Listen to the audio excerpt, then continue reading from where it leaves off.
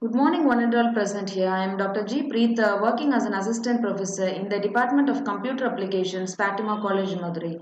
Today, we are going to discuss in detail about network attacks and its countermeasures. So, before going into this topic, let us have a small intro about what is a network. Network is an interconnected collection of autonomous computers. When computers are said to be interconnected, if they are able to exchange information.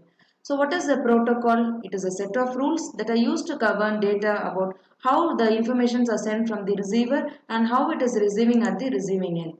There are two kinds of attacks we are going to discuss here. There are active attacks and passive attacks.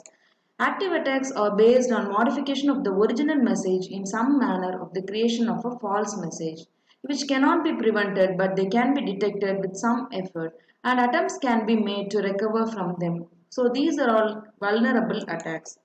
The active attacks can be further subclassified into interruption, modification, and fabrication. Interruption is nothing but masquerading kind of attack. Modification, again, it is categorized into replay attacks and alterations. In fabrication, denial of service attack plays a vital role. Let us discuss one by one. Active attacks masquerade is caused when an unauthorized entity pretends to be another entity. Say, for example, a legitimate user as if an illegitimate user pretends to be a legitimate user, so that we can't differentiate those kinds of attacks in the starting or earlier stage.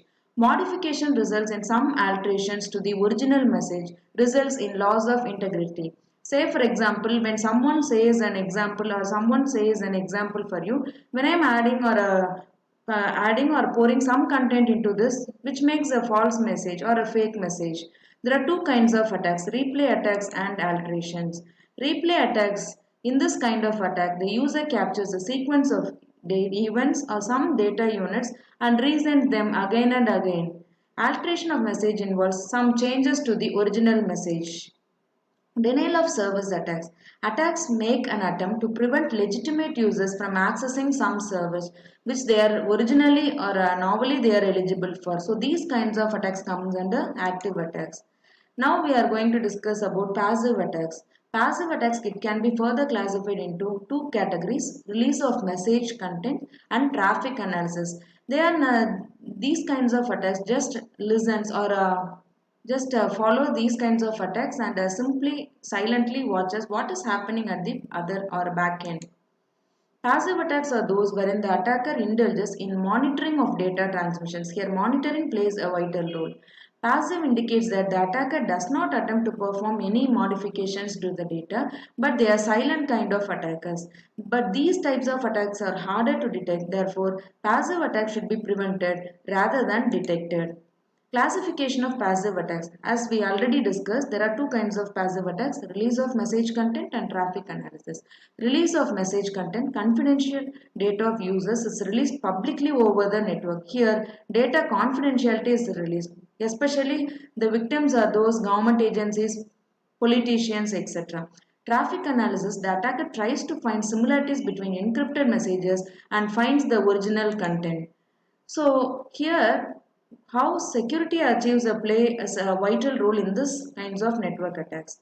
As discussed or the definitions from the Amir, freedom from risk or danger or safety, it is called as security. Measures adopted to prevent a crime such as burglary or assault. Network security measures. There are some mechanisms to prevent network kind of attacks. They are: first we have to prevent, second one is detect, and third one is we have to recover from those kinds of networks attacks for auditing purposes. Network security is the process of taking physical and software preventative measures to protect the underlying networking infrastructure from unauthorized users. There are several kinds of network security violations or breaches we can say. First one is misuse, second one is malfunction of data, third one is modification of data, fourth one is destruction or improper disclosure of the data. The terminologies under network security measures are: first one is policies, second one proper security breaches need to be followed, third one is we have to access or analyze the vulnerabilities, fourth one we have to classify the attacks under passive or active attacks, and what kinds of threats causes these kinds of network attacks, and we are also have to measure those kinds of threat intensities. A secure network is nothing but it is a network is secured if it has deployed adequate measures of prevention, detection and recovery from those kinds of attacks. So security goals in all network kinds of attacks are first one is confidentiality, second one is integrity and third one is availability. In short, we will say or call it as CIA measures, that is confidentiality, integrity and availability. Let us discuss them one by one. Confidentiality is a set of rules that limits access to information. So confidentiality, when I am going to discuss my original or my private things to someone, it should be maintained as confidential. Integrity is the assurance that the information is trustworthy and accurate. That is, no modifications or some additions need to be performed in those kinds of data. Availability is the guarantee of reliable access to the information by authorized people. When I am asking for some kinds of data, it should be available as such, and when it is required, it should be needed. I should not simply say no, that data is not available. I should not disclose it. So these three CIAs play as a vital role in network security as confidentiality, integrity, and availability. Availability is again, we can discuss it as continuous service, quality of service, resource wastefulness reduction. So, in this again, availability, the network security breaches are denial of service attacks and distributed denial of service attacks. And availability, what are all the ways we can confine availability is by prevention. Prevention by removal of bottlenecks. Then detection. By making the network security detection, we could say that my resources are available. Next one is recovery of service provision. And final one is auditing of service requests frequently now and then as if it is required.